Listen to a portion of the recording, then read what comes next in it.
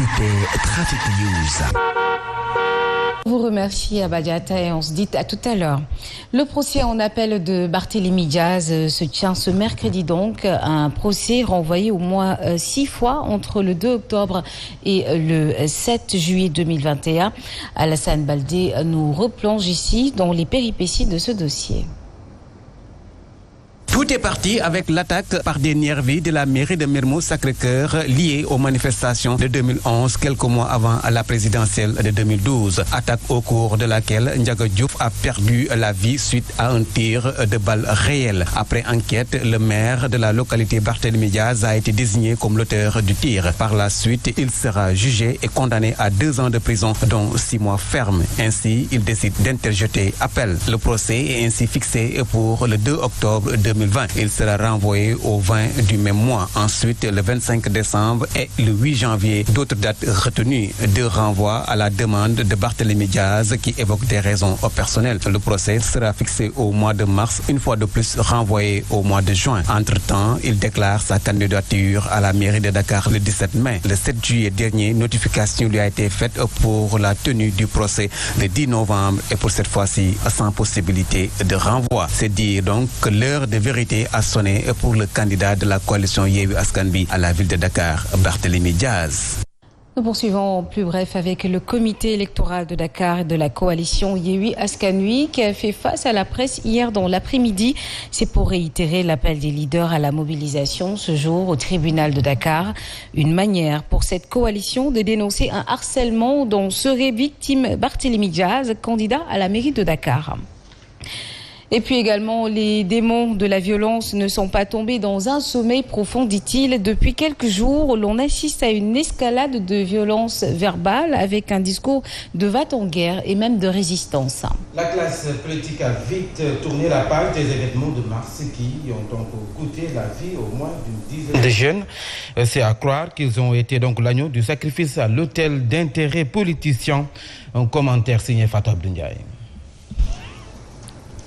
L'opposition et le pouvoir ne sont-ils pas en train de semer les germes de la violence en perspective des élections locales? Depuis quelques jours, la coalition Yewwi appelle à mobiliser et faire face ce 10 novembre lors du procès en appel de Barthélémy Diaz. En plus de cela, ça craint fort dans certaines localités. La coalition Yewwi Askan Wi ne compte pas rester les bras croisés face à ce qu'elle appelle une provocation de la part de certaines autorités administratives qui ont rejeté ces listes. D'ailleurs, dans une circulaire, les mandataires sont priés de se rendre dans les préfectures et sous-préfectures pour enquêter sur les listes de la coalition Benno Bokk Yakaar afin de s'assurer si elles ont bien rempli les conditions. Seulement, cela peut être source de violence comme ce fut le cas hier à Kédougou. Du côté du pouvoir aussi, rien n'est fait pour éviter la violence pré-campagne. Depuis avant-hier, déjà, les différentes structures de la coalition Benno Bokk Yakaar font des rencontres avec la presse avec comme mot d'ordre la riposte. Seulement, ce recours à la violence n'honore aucunement la démocratie sénégalaise. Et cela, pouvoir comme opposition, doivent en être conscients. De Yewwi Askan Wi de Pikine qui a donc été rejeté pour non-respect de la parité, une situation qui met les responsables du FSDBJ dans leurs états. Camarades de Cherban Badji dénonce aussi une mascarade qui entoure le retrait de la candidature d'une femme tête de liste majoritaire pour la commune de Pikine-Ouest. Un dégommage plutôt inélégante, dit-il. Ibrandaou, membre du FSDBJ, au micro de Nonko Bakayoko. Notre camarade ici présente, Sophie Faye, candidate à la candidature de la mairie de Pikine-Ouest, a été véritablement victime d'une mascarade. Mascarade qui, en réalité, a été orchestrée au plus haut niveau, concocter une autre liste avec un autre parti, un parti avec lequel nous partageons la grande coalition. Le comité a tranché pour elle. Quand le comité tranche, c'est fini. Sur le même thème de la parité, sur la liste de Pikine département, en politique, les erreurs se payent cash. Et cette fois-ci, nous avons payé pour ne pas avoir mis des personnes véritablement qu'il faut. Et parlons de ce mot d'ordre de grève qui n'a pas été totalement suivi par l'ensemble des boulangers. La preuve, le regroupement des boulangers du Sénégal soutient que le mot d'ordre a été suivi à 70% au niveau national. Le président joint au téléphone soutient cependant que le mouvement ne flétrit pas. Suivons donc les explications de Djibi Faye. Ouais, actuellement, on a un bilan satisfaisant vraiment sur l'ensemble du territoire national. Seulement, il y a eu des récalcitrants, surtout au niveau de Dakar-Ville, ensemble, sur le centre-ville vers Ouakam et Yoff, et Ngor, jusqu'à Grand Dakar. Mais dans l'ensemble du territoire, c'est vraiment satisfaisant. On a estimé jusqu'à 70% quand même. Ouais, les récalcitrants, il y a un problème, il y a l'information, la sensibilisation qui a été vraiment... parce que la grève n'a pas été très bien préparée. Donc, il y a eu des informations et des fake news qui sont passées par là-bas. Et puis parlons de la Poste qui est aujourd'hui confrontée à des difficultés financières et de gestion qui la précipite plutôt, selon Ibrahim Assar, secrétaire général de SNTPT. En effet, l'activité est complètement à l'arrêt avec des bureaux sevrés de clients, une trésorerie systématiquement erratique, d'autant plus que le paiement des salaires connaît des retards inhabituels et la perception est un véritable calvaire. Pire, il accuse l'État du Sénégal et l'actuel directeur général Abdoulaye Baldé de vouloir enfoncer, liquider l'entreprise. Ibrahim Assar, secrétaire général, que je vous propose d'écouter ici au micro de Sadio Abibouka. Les travailleurs que nous sommes n'accepteront jamais d'être les victimes expiatoires d'un État irresponsable qui sacrifie l'avenir de plus de 4500 pères et mères de famille. Cette stratégie du pourrissement, savamment orchestrée avec la complicité du directeur général, traduit la volonté de l'État de liquider ce patrimoine national. Sinon, comment comprendre l'accumulation des dettes sur les bourses de sécurité familiale et la rémunération du service public? La diabolisation des opérations postales qui cachent mal des velléités de rupture unilatérale des contrats sur les paiements IPRES et les bourses de sécurité familiale. Et dans l'actualité de ce secteur, sachez que la révision des codes de l'urbanisme et de la construction, les études du sol sont désormais obligatoires avant toute construction de bâtiments. Ce préalable est prévu dans la nouvelle réglementation au même titre que la qualification requise pour les bureaux d'études qui doivent définir et caractériser les dimensions R+10 et R+15 d'un type de bâtiment. En outre, tout programme immobilier doit être soumis par un bureau de contrôle. Amadou Cham, le directeur de la construction et de l'habitat, est ici au micro de Cher Armeti Yansek pour plus de détails. Obligatoire les études de sol dans le nouveau code. Nous avons aussi remarqué que certains bureaux d'études n'avaient pas les qualifications pour pouvoir dimensionner un R+10, un R+15. Nous avons maintenant mis dans le code qu'il est nécessaire que toute personne qui se présente pour dimensionner, calculer la structure d'un bâtiment, que cette personne-là puisse avoir un certain nombre de qualifications et que, en plus de cela, qu'elle soit agréée par le service compétent. Dans le nouveau code, nous proposons que les programmes immobiliers soient soumis à un bureau de contrôle. Aujourd'hui, les bureaux de contrôle ne sont pas requis, ne sont pas nécessaires d'un point de vue réglementaire sur des projets immobiliers où, voilà, ce sont nos compatriotes qui vont aller acheter ces maisons-là. Donc, nous avons... Et revenons sur cette édition de la Semaine mondiale de l'entrepreneuriat qui a été lancée hier. C'est dans ce cadre, d'ailleurs, que la DR a lancé ce mardi le fonds Diaspora pour aider les entrepreneurs de la diaspora. Un fonds, donc, qui s'élève à 3 milliards de nos francs et qui va aussi renforcer la contribution de la diaspora sénégalaise dans l'économie nationale. Tidjane Diallo et Mohamed Diaw nous en disent plus. Passer d'une diaspora sociale à une diaspora économique, c'est le souhait des autorités étatiques. Avoir ce fonds avec des équipes expérimentées, naturellement, va compléter et sensiblement le financement que le FES faisait jusqu'ici à l'endroit de nos compatriotes de la diaspora. Le fonds pour la diaspora est lancé aujourd'hui. Le secrétaire d'État promet la transparence. Il y aura un dispositif conjoint qui sera mis en place et qui va travailler avec les équipes de la DER pour recueillir, étudier et financer ces projets innovants portés par nos compatriotes et qui devront être réalisés, et je le dis bien, au Sénégal. Il s'exprimait à l'occasion de la Semaine mondiale de l'entrepreneuriat. Et nous allons à Sédhiou où des couturiers et couturières ont bénéficié d'une session de formation grâce à l'appui de l'ADPME en collaboration avec la Fédération nationale des professionnels de l'habillement du Sénégal. À la fin de cette formation qui a tourné autour de la maîtrise des outils de la comptabilité pour une bonne gestion de l'entreprise, les participants ont reçu des tablettes pour une mise en œuvre des compétences acquises. Ibrahima Fofana dit Toumoulou, président de la région de Sédhiou de la Fédération nationale des professionnels de l'habillement du Sénégal, est ici au micro de notre correspondant Ibrahima Diallo. Et maintenant, en fait, que 6 mois après maintenant, étant leur inspecteur au niveau de l'académie, nous allons faire un suivi évaluation du bon usage de ces outils.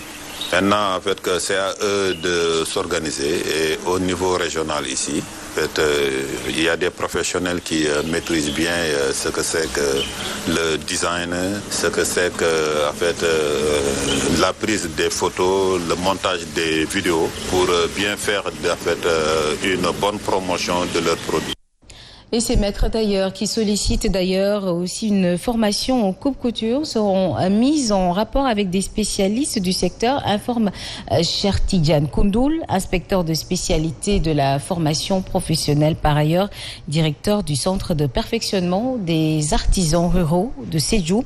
À lui de préciser qu'un travail de suivi d'évaluation sera réalisé après 6 mois de pratique au profit des bénéficiaires. Nous l'écoutons ici au micro toujours d'Ibrahima Diallo.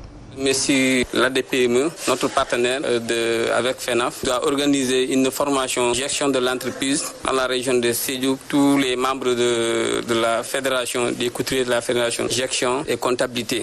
Aujourd'hui, on est en remise des tablettes haut de gamme. Oui, ça va nous faire télécharger des modèles, faire les comptabilités, beaucoup de choses que ça va nous rapporter beaucoup de... Nous, les couturiers, qu'on soit les professionnels comme au niveau national. Oui, ça va nous permettre aussi d'aller vite dans notre travail. Je lance un appel pour aussi une autre formation sur la couture. Je remercie. Et la commune de Dara, département de Linguère, aura l'honneur d'abriter la Journée nationale de l'élevage. Cette commémoration, instituée depuis 2013 par le chef de l'État, est prévue pour le 27 novembre prochain.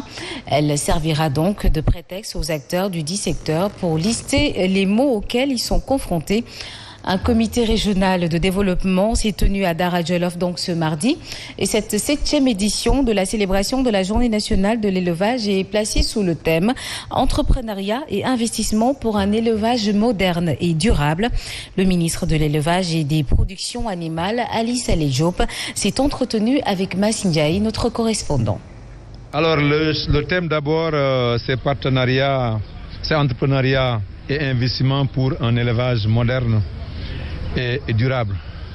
Vous savez, nous sommes une économie de 17 millions d'habitants qui en partie pour certains produits animaux dépendent de l'extérieur.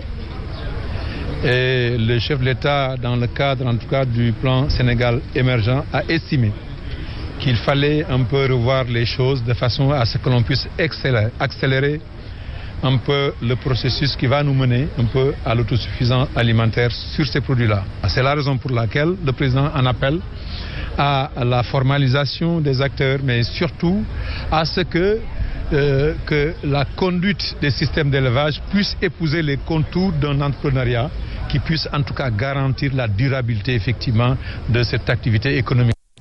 Il est 7h16, vous êtes toujours sur Zik FM et Saint TV, une note de sport prend place.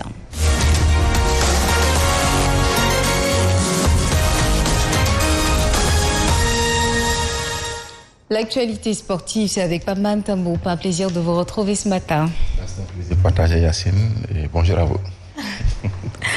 Nous démarrons avec les éliminatoires mondiales Qatar 2022. Togo face au Sénégal. Donc ce jeudi, Sol Boulaïdja et Pape Gueye ont manqué au galop d'hier. Oui, 22 Lions se sont entraînés hier au terrain de la jeunesse club Agobe Nivé de Lomé avant leur rencontre contre les éperviers du Togo, comptant pour la 5e journée des éliminatoires de la Coupe du Monde Qatar 2022. Le groupe de la Lune Cissé sera au complet donc pour la séance de ce mercredi avec l'arrivée de Pape Gueye et Boulaye.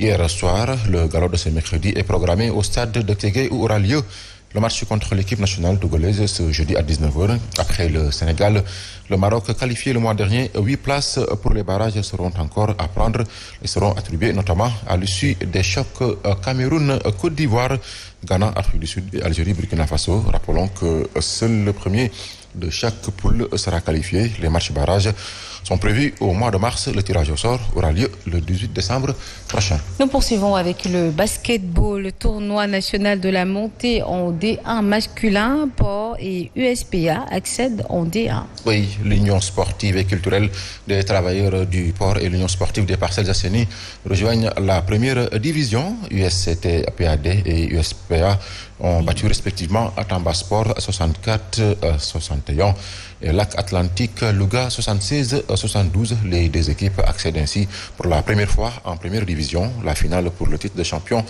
de la D2 se jouera ce mercredi au Stadium Marius Ndiaye et ce sera à 17h entre Union sportive et culturelle des travailleurs du port et Union sportive des Parcelles Assainies. Toujours en basketball, toujours Yacine, sachez que le président de la FIBA, Amanian, sera en visite officielle au Sénégal à partir de ce mercredi jusqu'au vendredi prochain. Donc, informe la Fédération sénégalaise de football. Cette visite s'inscrit dans le cadre des activités officielles de la FIBA. Selon la Fédération, le déplacement de Amanian dans notre pays traduit l'importance que le Sénégal représente pour l'instance mondiale du basketball. Au cours de cette visite, Amania aura un tête-à-tête avec le ministre des Sports Matarba et le président de la Fédération sénégalaise de basketball, Maître Babacar Ndiaye. Il présentera par la même occasion ses condoléances à la famille de feu Abdoulaye Sey Moro, ancien président de la FIBA. Arts martiaux à présent avec la commune de Gandiaye qui va abriter ce samedi un tournoi national de Vovinam Vodao. Donc la commune de Gandiaye sera à l'honneur ce samedi avec le tournoi national de Vovinam Viet Vodao. Et pour promouvoir la discipline, le club Vovinam Viet Vodao de Gandiaye veut réussir le pari de l'organisation et de la mobilisation au centre Olympica, donc où doivent se tenir les compétitions. Pour plus de détails, suivons les explications de Salih Hussein, un des membres du club. Donc, nous l'écoutons.